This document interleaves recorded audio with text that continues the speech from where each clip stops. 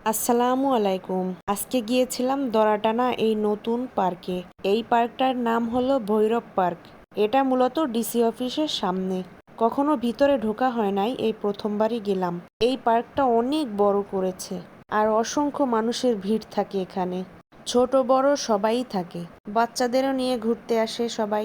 Gate থেকে ঢুকতেই হাতের বাম পাশে ডান পাশে কয়েকটা খেলনার দোকান পেয়ে যাবেন। চাইলে আপনাদের বাচ্চাদের এখান থেকে খেলনা কিনে দিতে পারেন। আমার খুব ভালো লেগেছে লাইটিং গুলো। এই যে ওয়ালের ভিতরে ভিতরে লাইট দেয়া না, এটা খুব ভালো লেগেছে আমার। আর এই যে ডিজাইনটাও খুব সুন্দর। আস্তে আস্তে আমরা ভিতরের দিকে যাচ্ছি। সন্ধ্যার দিকে গিয়েছিলাম তো প্রচন্ড মশা ছিল, মানে মশার জন্য দাঁড়ানো যাচ্ছিল না। এই যে পার্কের পাশে এটা হচ্ছে ভৈরব নদী।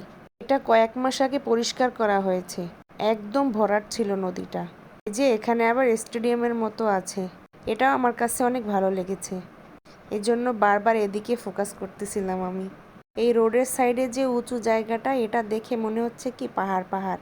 এখানে ছবি তুললে বেশ ভালো ছবি আসবে। অলরেডি তুলতেছে অনেক মানুষ। এই যে ভৈরব নদী।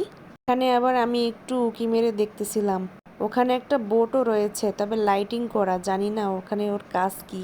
যাই হোক, বললাম না এই জায়গাটা আমার বেশ ভালো লেগেছে, তাই আবারও এই সাইড দিয়ে একটু ফুটেজ নিয়ে নিলাম।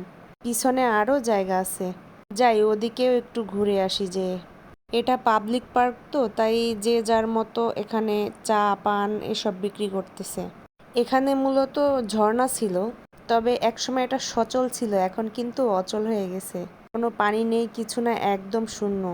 আর এই সাইডটাও অনেক দূর পর্যন্ত রয়েছে, একদম ওই যে রোড পর্যন্ত।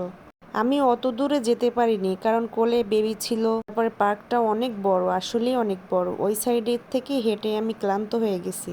যাই হোক, কেমন লাগলো জানাবেন। আর ভিডিওটি ভালো লাগলে অবশ্যই লাইক, শেয়ার এবং সাবস্ক্রাইব করে দিবেন। আল্লাহ হাফেজ।